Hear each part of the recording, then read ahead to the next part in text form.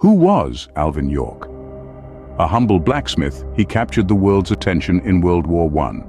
This was the reality for Alvin Cullum York, born on a chilly December day in 1887 in the humble town of Pall Mall, Tennessee. The third of 11 children, Alvin soon found himself the man of the house following his father's death in 1911.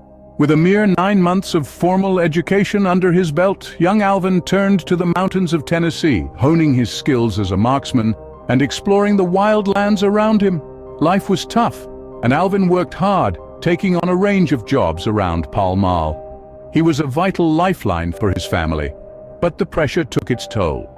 His reputation in the town suffered as he was often seen as a nuisance, his financial struggles leading to lost money and mounting stress. However, a beacon of hope appeared in Alvin's life in 1914 in the form of the Church of Christ in Christian Union. Attending a meeting of the church sparked a change in Alvin.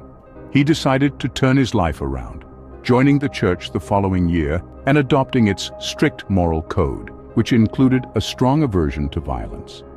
This newfound faith helped Alvin to improve his life, but it would soon face its most significant test. By 1917, the world was in the grip of World War I, a conflict that had already claimed millions of lives and left swaths of Europe in ruins.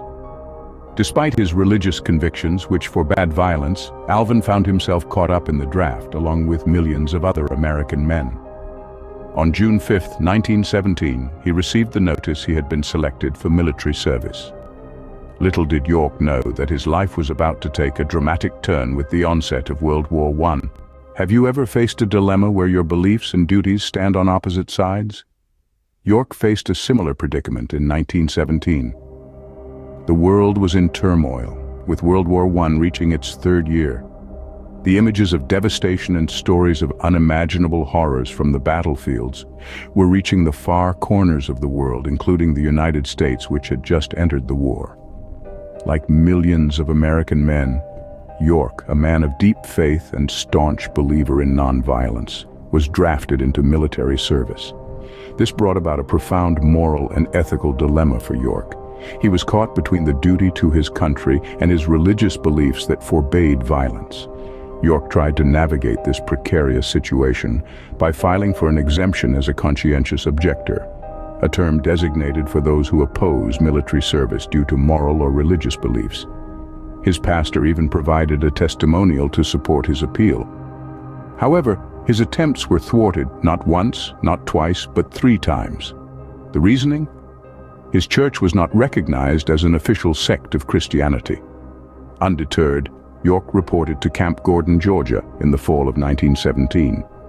There, he was assigned to the 328th Infantry Regiment, 82D Infantry Division. Despite proving himself a skilled marksman, York continued to grapple with the order to fight, a direct contradiction to his beliefs. He took his concerns to his battalion commander, Major Edward Buxton. In a surprising turn of events, instead of outrightly dismissing York's concerns, Buxton engaged him in a lengthy discussion referencing Bible passages to support their viewpoints. However, this meeting left York just as confused, if not more. He returned home to contemplate this monumental decision. After days of prayer and reflection, York came to a decision. He chose to follow orders and fight, believing that if his soul was on the right path, then God would guide him through the path laid out for him.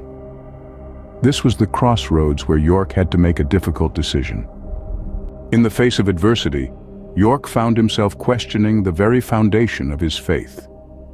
As a newly minted soldier in the 328th Infantry Regiment, 82nd Infantry Division, York was caught in a moral whirlwind.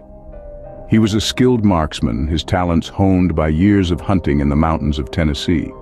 Yet his belief, the very cornerstone of his existence, forbade him from using his skills to harm others.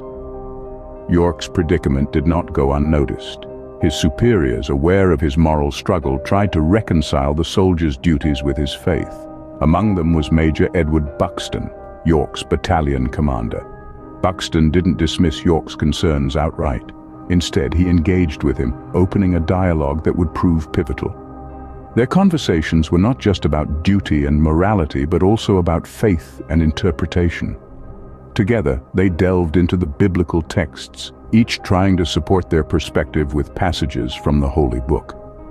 These discussions were intense, often stretching for hours, and left York just as troubled as before. Yet, amidst this turmoil, York found the strength to return home, to the serenity of Pall Mall. There he sought refuge in prayer and reflection, hoping to find clarity. He pondered over his discussions with Major Buxton, dissected the Bible passages they had debated, and questioned the very essence of his faith. The decision wasn't easy, but after days of contemplation, York made up his mind. He chose to fight, not in contradiction of his faith, but in alignment with it. He realized that his path was not to avoid the battle, but to walk through it, guided by his moral compass. In making this decision, York wasn't just choosing to be a soldier. He was choosing to be a beacon of hope amidst the darkness of war, a symbol of courage in the face of adversity. And as history would later prove, this decision was not just about one man's battle, but about the indomitable spirit of humanity. York decided to walk the path set out by God, a decision that would lead him to become a celebrated hero. Sometimes, the most reluctant soldiers become the greatest heroes. This adage rings true for Sergeant Alvin York, whose heroic actions in October of 1918 etched his name into the annals of Army history. Despite his initial reluctance due to his religious beliefs, York's bravery on the battlefield was nothing short of extraordinary. In a daring feat, York led an attack on a German machine gun nest, taking command after his superiors fell. Against all odds, he and his small group of soldiers managed to capture over 100 German soldiers. This audacious act of courage could have easily ended in failure, but York's leadership and determination saw them through. York's actions did not go unnoticed. He became a national hero, celebrated across the United States. Yet York remained humble, choosing not to bask in the limelight. Instead, he saw his newfound fame as a platform to make a difference. When a movie was made about his life, he used the earnings not for personal gain, but to give back to his community. He believed in the power of education, understanding that it was a key to opening doors of opportunity. Therefore, he dedicated the money from the movie to educate the youth in his hometown of Pall Mall, Tennessee. York's legacy went beyond his military achievements. He was a beacon of hope and an embodiment of selfless service, one of the core Army values. He used his influence to better the lives of others, demonstrating a dedication that went beyond the call of duty. York's story is an inspiring tale of a man who rose from humble beginnings to become a national icon. But perhaps more importantly, he used his position to effect positive change, investing in the future generation. He may have been a hero of World War I, but his greatest victory was in the difference he made in the lives of those around him. York's story is not just about a hero of World War I, but about a man who used his influence for the betterment of others, truly embodying the core Army value of selfless service. The legacy of Sergeant Alvin York continues to inspire us today. Born into a humble farming family in Tennessee, York faced adversity from an early age. Yet it was these very trials that shaped him into the man we remember today, a man of courage, conviction, and selfless service. York's journey from a poor farmer's son to a celebrated war hero was no ordinary path. It was a path marked by hardship, moral dilemmas, and momentous decisions. Yet, at every turn, York displayed an inspiring resilience, a commitment to his beliefs, and an unwavering dedication to his country. His story is one of transformation. From a young man considered a nuisance in his town to a devout follower of the Church of Christ in Christian Union, York's life was marked by profound changes. Yet, the greatest change occurred when he was drafted into World War I, forcing him to reconcile his pacifist beliefs with his duty to his country.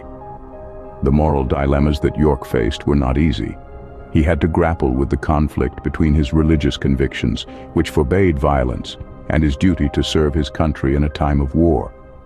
Yet his decisions, despite the personal turmoil they caused, were guided by a deep sense of integrity and a commitment to doing what he believed was right. York's dedication to bettering the lives of others didn't stop at the battlefield. When he returned home, he used his fame and the proceeds from a movie about his life to educate the youth in his community, showing his dedication to the core Army value of selfless service. York's story is a testament to the power of resilience, the importance of moral courage, and the transformative potential of selfless service. It's a story that continues to resonate with us today, reminding us of the incredible feats that can be achieved when we stay true to our beliefs and dedicate ourselves to serving others. In the face of a moral dilemma, York chose to serve, becoming a symbol of courage and selfless service, leaving a legacy that continues to inspire generations.